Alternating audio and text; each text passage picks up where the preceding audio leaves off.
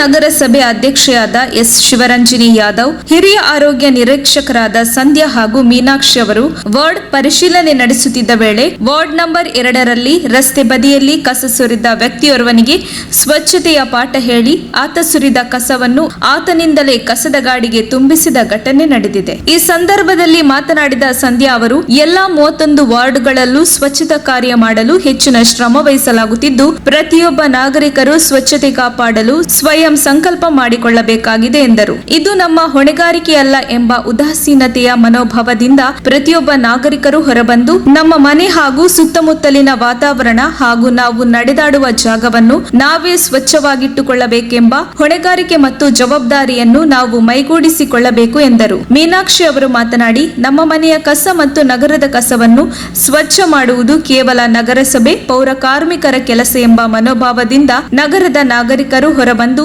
ನಗರದ ಸ್ವಚ್ಛತೆ ಕಾಪಾಡುವುದು ಎಲ್ಲರ ಹೊಣೆ ಎಂಬುದನ್ನು ಪ್ರತಿಯೊಬ್ಬ ವ್ಯಕ್ತಿಯೂ ಸಹ ಅರಿತುಕೊಂಡು ನಗರ ಪ್ರದೇಶದ ಸ್ವಚ್ಛತೆಯನ್ನು ಕಾಪಾಡಿಕೊಳ್ಳಬೇಕಿದೆ. ಸದ್ಯದಲ್ಲಿಯೇ ಎಲ್ಲೆಂದರಲ್ಲಿ ಕಸ ಎಸೆಯುವವರಿಗೆ ಸ್ಥಳದಲ್ಲಿಯೇ ದಂಡ ವಿಧಿಸುವ ಸ್ಪಾಟ್ ಫೈನ್ ಮಿಷನ್ಗಳನ್ನು ಖರೀದಿಸಲಾಗುವುದು ಎಂದು ತಿಳಿಸಿದ್ದರು. ಈ ಸಂದರ್ಭದಲ್ಲಿ ನಗರಸಭೆ ಅಧ್ಯಕ್ಷರಾದ ಎಸ್ ಶಿವರಂಜನಿ ಯಾದವ್, ಉಪಾಧ್ಯಕ್ಷರಾದ ಗುಂಡೇಶ್ ಕುಮಾರ್, ಸ್ಥಾಯಿ ಸಮಿತಿ ಅಧ್ಯಕ್ಷರಾದ ಅಜ್ಜಪ್ಪ ಯಾನೆ, ಜೆಆರ್ ಅಜಯ್ ಕುಮಾರ್, ನಗರಸಭೆ ಸದಸ್ಯರಾದ ಜಿಎಸ್ ತಿಪ್ಪೇಸ್ವಾಮಿ ಹಾಗೂ ಪೌರ ಕಾರ್ಮಿಕರು ಉಪಸ್ಥಿತರಿದ್ದರು. ವರದಿ ಮುರಳೀಧರನ್ ಆರ್, ಚಿತ್ರದುರ್ಗ. ಈಗ ತುಂಬಬೇಕು, ತುಂಬಲಿಲ್ಲ ಅಂದ್ರೆ ನಿನ್ನೆ ಇಡೀ ಇದನ್ನ ಕ್ಲೀನ್ ಮಾಡಿಸ್ಬಿಡ್ತೀನಿ. ತುಂಬು, ಫಸ್ಟ್ ತುಂಬು. ಸುಮ್ಮನೆ ಫೈನ್ ತುಂಬಿಕೊಂಡಿಲ್ಲ ತುಂಬಪ್ಪ, ತುಂಬ. ನೀನು ಗೊತ್ತಾಗ್ಬೇಕು, ನಿನ್ಗೆ ಬೇರೆಯವ್ರ ಕಷ್ಟ ಏನು ಅಂತ ಗೊತ್ತಾಗ್ಬೇಕು. ಈಗ ತುಂಬಬೇಕು ನೀನು. ಮನೆ ಕಸ